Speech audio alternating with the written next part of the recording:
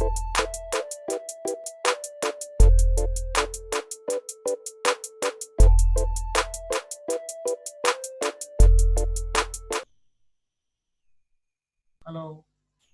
students. I hope that you might have received my two video lectures earlier and hope that you might have got those video lectures well. I have received a feedback from one of the students saying that it would be useful if we can devise a mechanism to deliver some topics through video conferencing. So students, tomorrow morning around 11:30 we'll get together and discuss on some numerical problems on the topics discussed, and at the same time we'll try to solve your doubts if you have any. So go through all these three lectures and then come back with the doubts so that we can discuss them thoroughly. Also, after sending this to today's lecture, I would send you one assignment, and at the same time I'll put a 5 questions MCQ on the Moodle page. There you need to work on those assignments and MCQ. The deadline for the assignment would be 13th April and MCQ would be conducted tomorrow around 1 p.m. So let us start with today's lecture on torsional and centrifugal vibration absorber. Students, I discussed with dynamic vibration absorber. Now let me explain dynamic vibration absorber through this animation. I told you that a dynamic vibration absorber here, if you see, have two masses. One is called main system, another is called vibration absorber. When external excitation frequency matches with the frequency of the main system, then vibration in this system goes very high. So in that case, we need a vibration absorber. This vibration absorber should be designed in such a way that its frequency should match with excitation frequency so that the vibration amplitude in this main system would become zero. We have seen this through formula as well. Now this system, combined system, as it is a 2-degree freedom system, would have two natural frequencies. If you remember, we worked on a formula omega by omega 2 power 4, and there we calculated two natural frequencies of the combined system. So what happens when these excitation frequency becomes equal to these two natural frequencies? I can show you the formula for those two natural frequencies, where we have worked, and if you remember, this is the formula where we have calculated the two natural frequencies of the combined system. Here you can see. So this combined system would have two natural frequencies. which would depend on mu, that is the mass ratio m2 by m1. So what happens when the natural frequency of the combined system becomes excitation frequency? There will be two natural frequencies of this 2-degree freedom system. So if omega matches with any of these two natural frequency of the system, then both the masses would vibrate violently.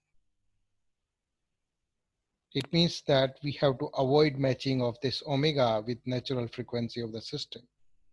So through the animation, I can show you, in the first animation, I would show you that there will be two natural frequency of the system. So one natural frequency would be calculated by putting minus sign here. So that value would be lower side, and another value would be calculated by putting plus sign here. So that would be higher value. So here I would show you that if the excitation frequency becomes equal to lower natural frequency, then this mass and this mass, both masses would move, vibrate violently with in same direction. It means that the phase of vibration is same. They are in phase. But if the excitation frequency matches with the higher natural frequency of the system, then the vibration would be out of phase. It means that if this main system vibrates upward, then this system would move downward. What would happen if the excitation frequency becomes equal to frequency of individual masses, that is omega 1 and omega 2? In that case, only vibration absorber would absorb the complete vibration, and there will be no vibration going to the main mass. Here you can see this animation. So only vibration absorber is moving. In this, they are in phase, and in this, they are opposite in phase. So we have to design vibration absorber so that excitation frequency becomes equal to individual frequency of vibration absorber and mean mass frequency. Similar to this design is with the torsional vibrations absorber. In this case, we are using linear spring mass system. Here we use, this system is used for a shaft and rotor system, which is subjected under external excitation torque. So similar to this linear vibration absorber system, in this we have to fit additional shaft and rotor to absorb the vibration from the main shaft and rotor. In that case, the frequency, external excitation frequency, should match with the individual frequency of the additional shaft rotor and the frequency of the main shaft rotor. The formula for all other things would remain same, with the difference that stiffness of this is KT2 and stiffness of this shaft is calculated as KT1, which we have already done in our previous exercises. So the natural frequency in case of linear system, we calculate as square root of K by M. Here we would calculate natural frequency of this shaft rotor by KT by J. Okay, so you can calculate natural frequencies of individual system. You can also calculate the natural frequency of the combined system. So when omega matches with the any of the natural frequency of the combined system, then both the mass and the additional vibration absorber would vibrate violently. Now let me come to the centrifugal vibration absorber. The drawback with the dynamic vibration absorber, as we discussed earlier, is that it works only with a constant excitation frequency. It means that if omega changes, then the vibration absorber may not be effective. It works effectively only once omega becomes equal to omega 2 and omega 1. But unlike to this system, centrifugal vibration absorber works with a complete range of change of speed of the rotor. This system is basically being used where there is a torsional vibration in a system. So to absorb the torsional vibration in the system, a pendulum mass, a pendulum mass is superimposed on the rotating system. This pendulum mass, which is attached with the rotating mass, absorbs the vibration from the rotating mass. For example, suppose there is a rotating mass which is shown in the form of this disk. This rotates with an angular velocity omega. Now, there may be some torsional vibration in this rotating mass. To absorb the torsional vibration from this rotating mass, a pendulum mass is fixed at a distance or at a radius r from the center of the rotating mass. This pendulum has got a bob which has got a mass m. So when this rotating mass rotates with an speed of omega, then this centrifugal pendulum, would also oscillate uniformly with an angle theta. Now, when this mass oscillates with a rotating mass, then there would be a centrifugal force exerted on this mass in the direction of in the radial direction of the rotating mass, which is given as m omega square r, where r is the distance of the mass of the pendulum from the center of the rotating disk.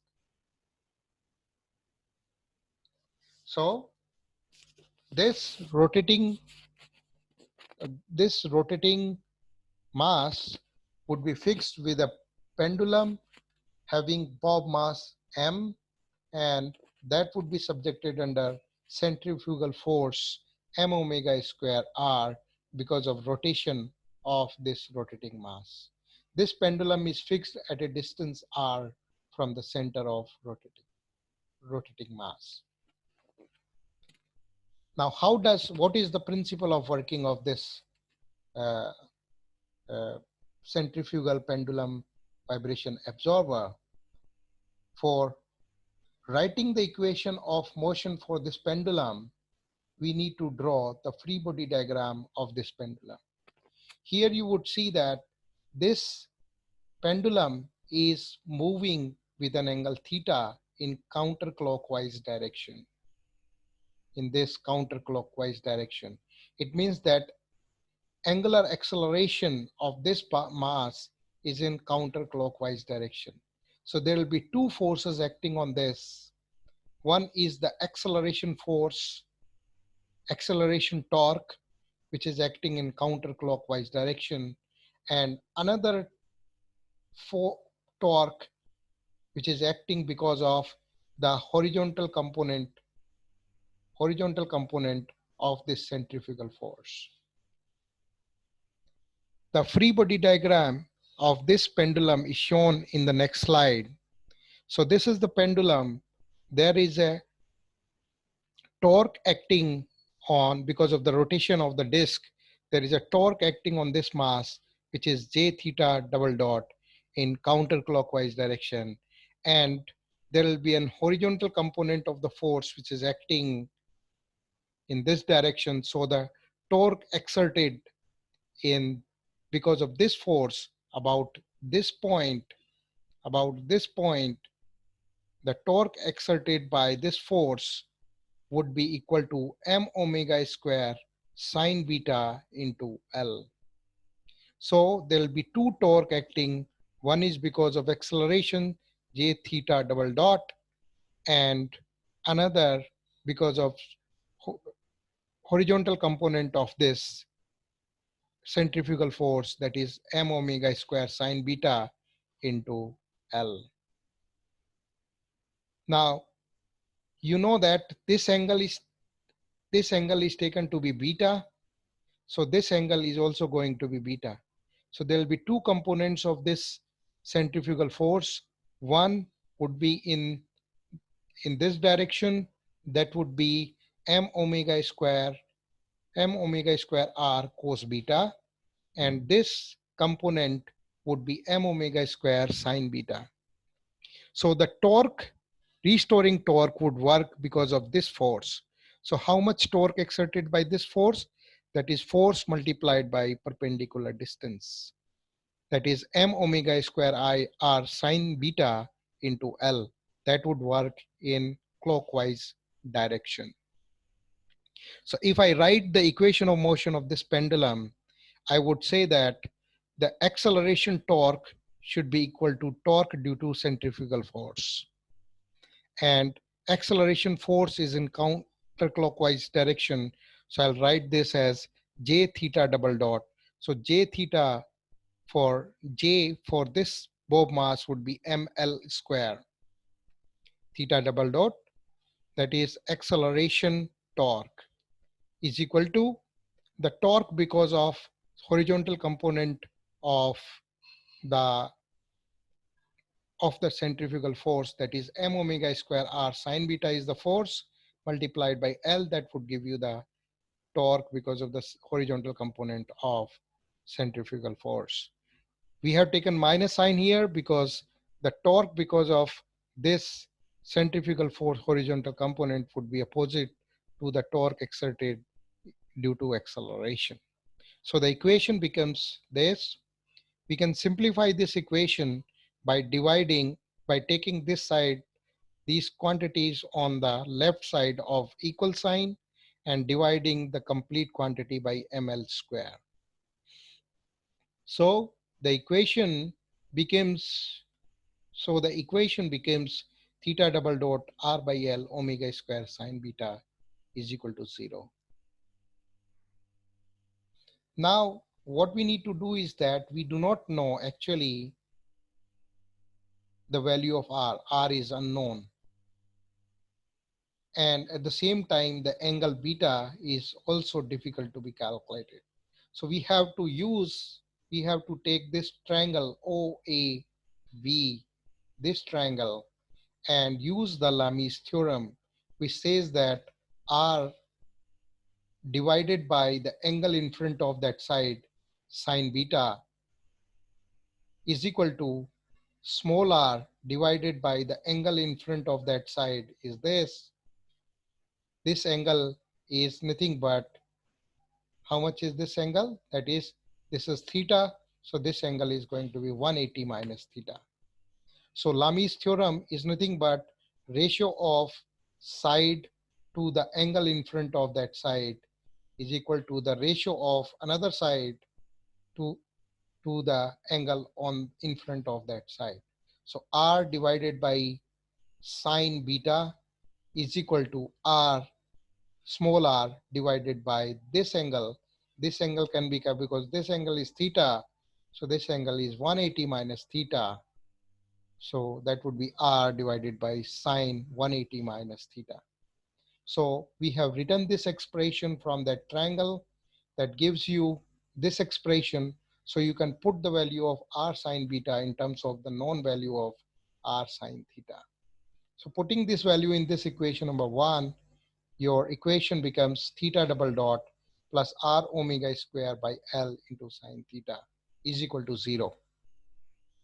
Is equal to 0. I missed this, it is equal to 0 here.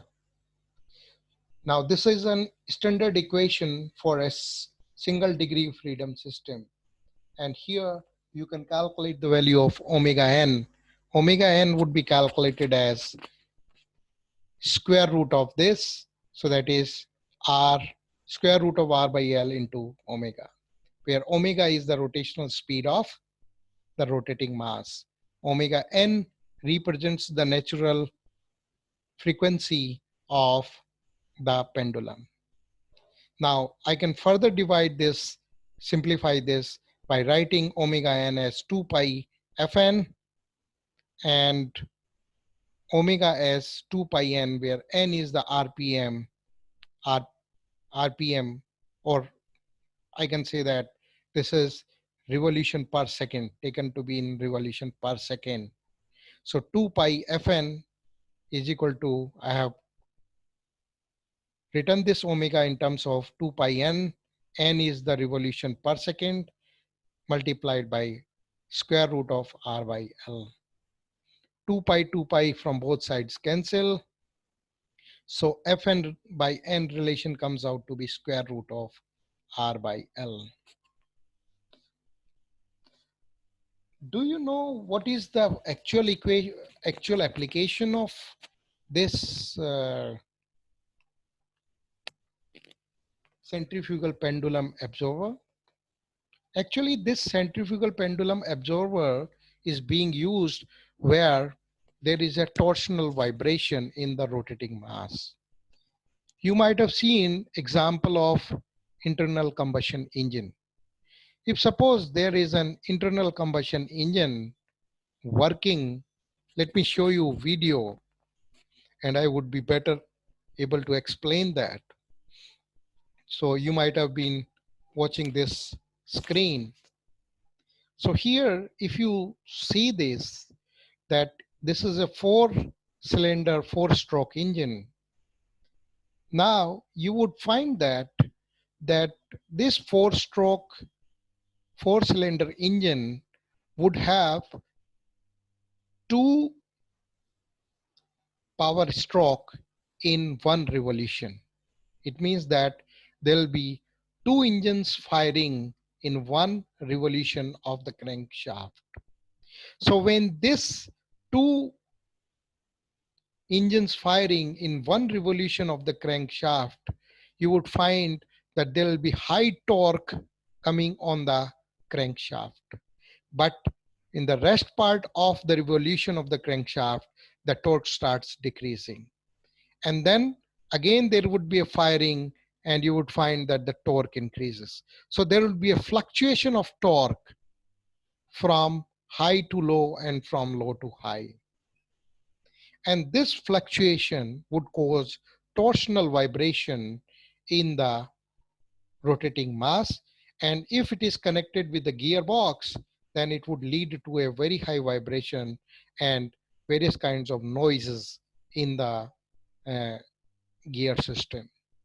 You see this video for a while and you would be able to appreciate this. Suited for the torque So characteristic torque and the torsional increases vibration behavior of modern engines with and each reduces the lower firing. limit of the usable speed range of the engine.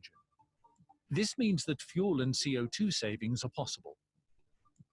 How does a dual mass flywheel with centrifugal pendulum absorbers work?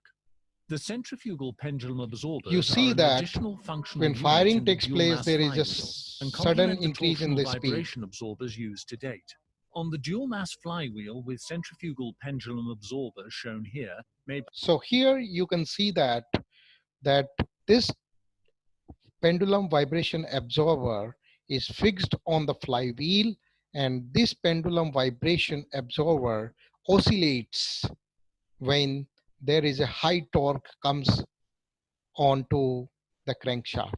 And the oscillation of this pendulum vibration absorber would take place opposite to the direction of high torque applied onto the system, so that some part of that additional torque which comes out from the firing of the engine is taken care of by these pendulum vibration absorber. By Scheffler, look, there are 4 pendulum masses on the secondary side. These are the centrifugal pendulum absorbers. The bowsprings used to date are the primary element used to absorb relevant vibrations, while the remaining engine rotational speed irregularities are effectively eliminated by the pendulum masses. The pendulum masses are arranged at 90-degree intervals and are mounted so that they can oscillate freely in the direction of rotation. The weight of the pendulum masses and the curved radius of the bearing track are precisely coordinated to the torsional vibrational behavior of the engine, so that they oscillate contrary to the torsional vibrations of the engine. With this opposing effect of the pendulum force, the disturbing torsional vibrations of the engine are reduced very effectively upstream of the gearbox. At low engine speeds, when the disturbing torsional vibrations... So this is effective when engine runs at low speed, because at low speed you will find that there will be disturbing torque on the crankshaft, and these disturbing torque would be absorbed by these pendulum masses. So high would be the amount of disturbing torque. There would be more movement of these pendulum masses in order to take care of these disturbing torque. Otherwise, these disturbing torque would cause a lot of vibration in the system. are particularly high, the pendulum swings are correspondingly large, and so work effectively against the torsional vibrations of the engine. Here for comparison are the vibrations on the secondary side without the centrifugal pendulum absorber technology. So this is how this pendulum vibration absorber works. And here the formula comes out to be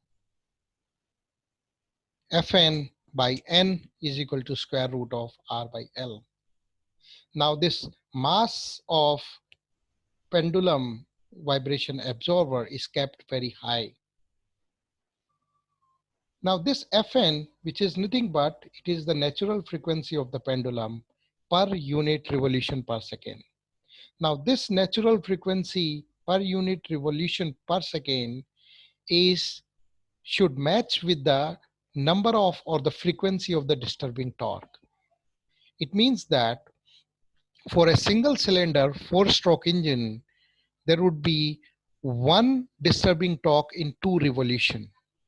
For 2-cylinder 4-stroke engine, there will be one disturbing torque per revolution. This number of disturbing torque per revolution is called order of the engine. That is called order of the engine. Suppose there is a 6-cylinder 4-stroke engine. In 6-cylinder 4-stroke engine, there will be 3 disturbing torque per revolution. It means that 3 engines would fire in 1 revolution. So 3 disturbing torque would come in 1 revolution. So for 6-cylinder 4-stroke engine, the order of the engine becomes equal to 3. So that should be equal to Fn by N.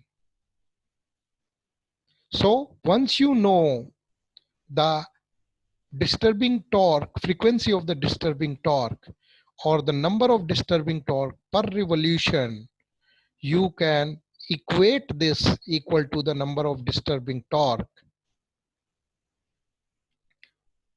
For example, in 6-cylinder engine, the number of disturbing torque per frequency of the number of disturbing torque would be equal to 3, or order number is 3.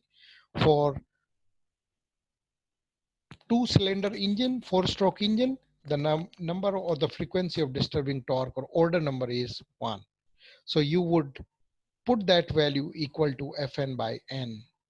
So once you know the order number of the engine, you can calculate the value of L, whereas the value of R is known. What is L? L represents the length of the pendulum mass to be fixed. I have taken one example here. Suppose the order number of the engine is 3. It means that there are 3 disturbing torque per revolution of the crankshaft. It means that this is a 6-cylinder 4-stroke engine.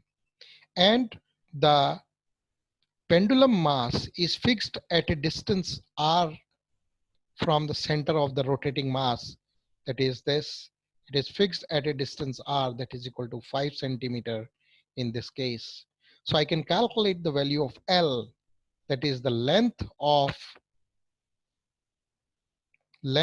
this pendulum mass L.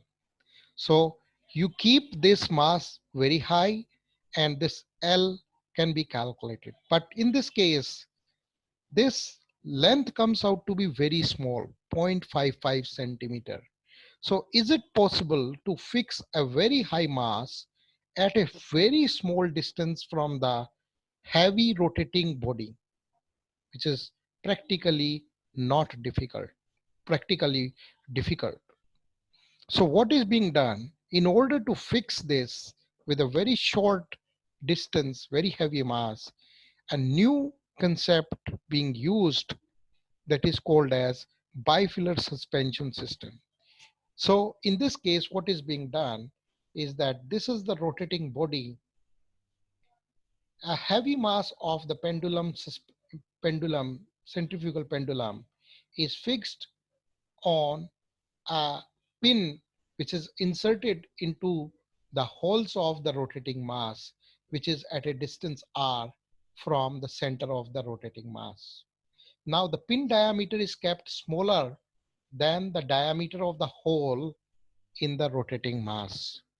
So the length by which this centrifugal mass is oscillating would be given by, suppose the pin diameter is d2 and the diameter of this hole on the rotating body is d1.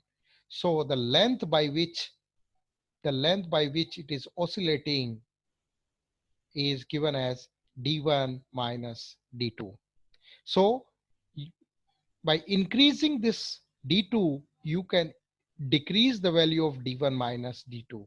So in this way, you can fix a very heavy mass with a very short length of oscillation.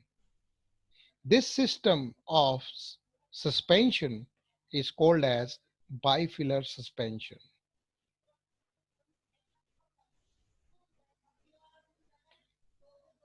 So students, you can see it, you can see that video there, you would understand how to maintain the short distance, and this is how the centrifugal vibration absorber works.